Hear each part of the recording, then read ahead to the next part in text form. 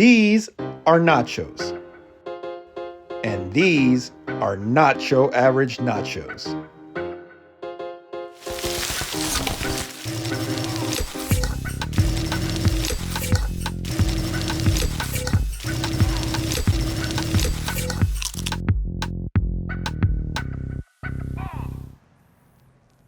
Today, we're in beautiful Edgewater, Maryland at 100 Lots Kitchen and Bar, where they're about to introduce to us some nachos that we've never seen before. Let's go find Chef Dustin and check out what he's got cooking for us. Come on. Hey, Chef Dustin. Hey, Chef Dustin, how you doing today? I'm good, Gita. How you doing, bud? Good, man. Heard you got some good cooking for us today. I do, man. Why don't you come on back and check it out? All right, let's go. What's up, Dustin? What's up, buddy? How you doing? Good. So, what are these crazy nachos that you've come up with? You reimagined, recreated nachos. What's the idea? So we're gonna do some Bison Wellington Nachos. Bison Wellington Nachos? Yeah, and what I have here is I made some puff pastry chips. Can I touch these? Yeah, go ahead. Puff pastries? A little different, right? Hold on. Bison Wellington Nachos? Yep. So this is like the pastry that goes over top of a Wellington. Correct. Normally it's a filet mignon that you sear with some seasonings on it, and then you rub it with Dijon mustard, cover it with some couple slices of prosciutto, and then a mushroom duxelle, and then you put that in between the meat, the Dijon, the prosciutto, and then the puff pastry goes on the outside. You wrap it and then you bake it again until it's the temperature you want. This is crazy. Yeah, I changed it up a little bit. Yeah, you did a little bit. I've never seen chips like this. Like, look at that.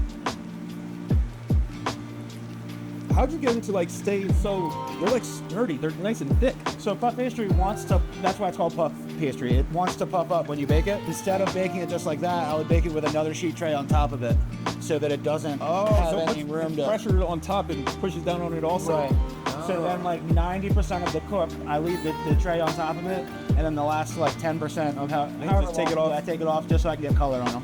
Yeah, it looks golden and beautiful. That's incredible. So this is the first part. These are the chips. So those are the chips. Just like the way you were impressed. When I was done with this, I was really impressed with the way it came out. So I like it like this. Wow, I'm excited now. All right, what do we got next? So this is my bison chuck roast that I've been roasting for probably about 3 hours. Whoa. I have it roasting with some red wine and some beef stock and some onions, some garlic. I make some garlic oil here. I put a little bit of that in there as well.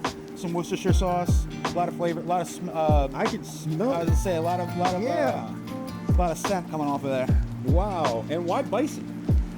So we have a local bison farm around here that kind of intrigues me a little bit. I feel like if I was to cook you a bison steak, wouldn't even think that it was being close to beef unless I told you that it was. Yeah, I think this might be the first time I remember having bison. What is this? Is this the prosciutto? So yeah, all I did was I sliced some prosciutto really thin, and then I fried it and dried it after that so that it would become crispy. Okay, and that's just gonna be kind of like a topper on top? Correct. All right, awesome. And is this bison also? No, this is my onion and mushrooms. So that's what I put in place of what I would call the duxelle. Since I'm making these into nachos, I left it very big and chunky so that you can see them, so that you can taste them when we're eating the nachos. But that's definitely going to take the place of the flavor of the duxelle and the. It kind of almost looks like a pate, doesn't it? It absolutely does. Absolutely does. And then I also have some crumbled goat cheese, but I have that in the fridge. Just it's a kind of a warmer day. I didn't want it to be all creamy. Okay. Are we ready to build then? Absolutely. All right, let's build. Where do we start? Let me grab the cheese. All right. So building nachos. First up, I'm gonna guess is the chips. Yep. So we're gonna go ahead and get a layer of chips down first. And let me ask you, what chefs inspire you? Do you have a favorite chef? I used to watch a lot of Mario Batali. He was always my favorite. Oh yeah, Mario Batali is huge. And I really, really like Anne Burrell. She recently just passed away. I think the reason I really appreciate her is because when I was coming up in the kitchen, it was very almost like unheard of for women to be the powerful role in a kitchen. And that was very, very inspiring to me. That isn't as respected for not the right reasons.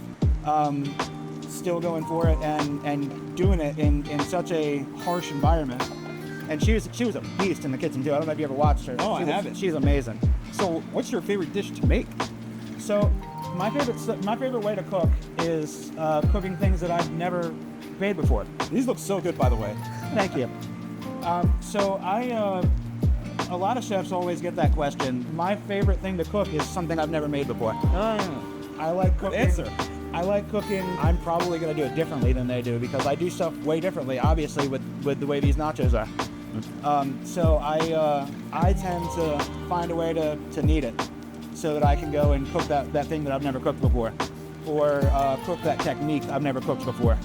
I've made a crab cheesecake before. A crab cheesecake? Crab cheesecake?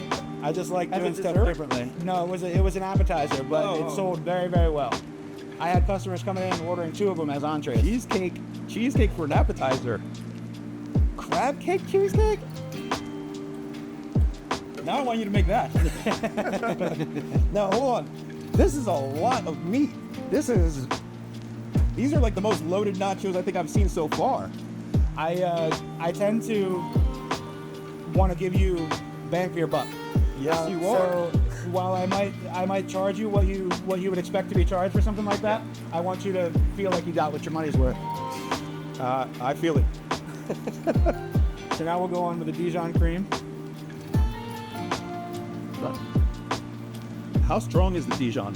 Really, I'm just trying to get tanginess from it. So that, along with the goat cheese here. That's the perfect word for it. Tanginess just from the smell. Yeah, and you can see how creamy this goat cheese is just from the humidity in the room. That's why I had it in the fridge when we first started talking about it. Okay.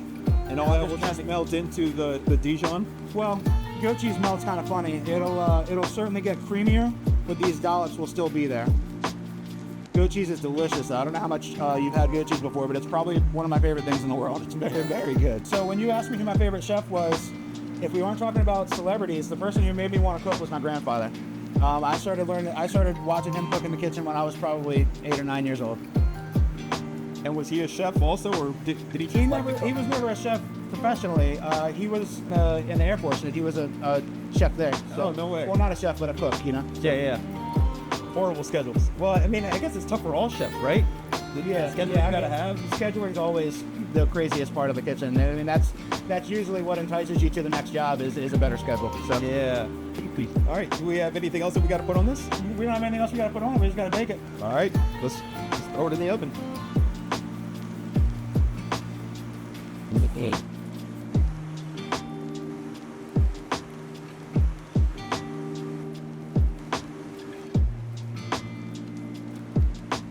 All right, so everything looks nice and not together. I like all the little bits of char that are on the cheese.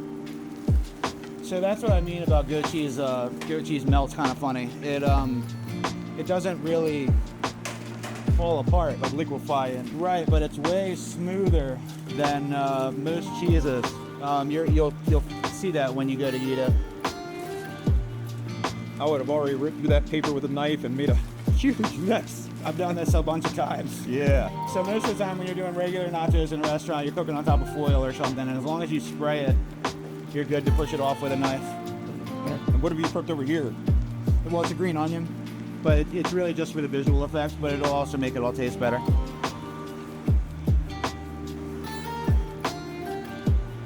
Now I think we should try them. Those look fantastic. Would y'all like to try Chef Dustin's Bison Wellington Nachos? If so, let him know in the comments. Demand that 100 Lots Kitchen and Bar put these on the menu. These look fantastic. I can't wait to try them. Here we are, Tito. Dig in. Bon appetit. Oh my God, this looks crazy. I'm gonna dig right in so that I get a fully loaded piece with a big piece of bison. Oh, this is nuts. All right.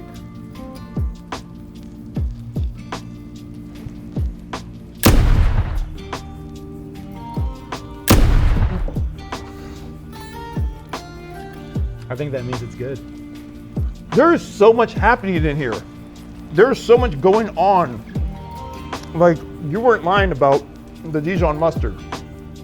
That mixed with the goat cheese. I've never had anything like this. Yeah, it's really outside the box. Like I said, I got really excited when I came up with the idea. So Dustin, this is amazing. I'm glad you like it. I've had a lot of nachos recently.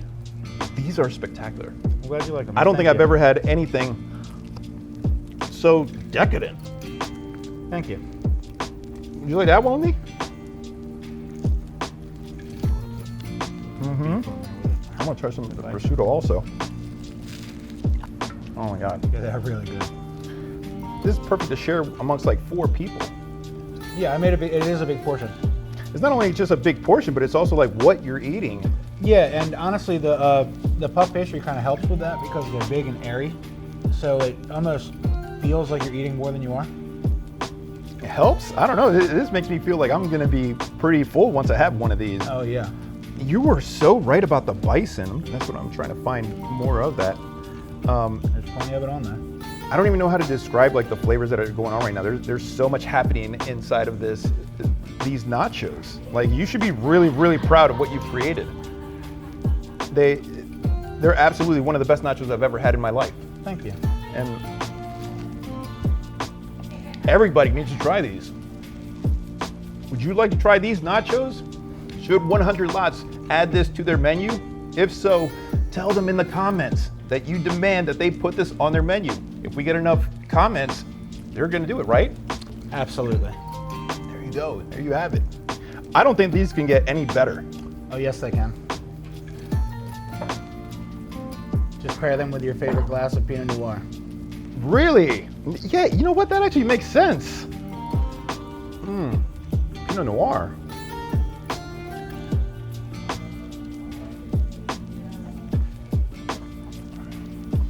Yes, you're right. Now I feel like I need a date.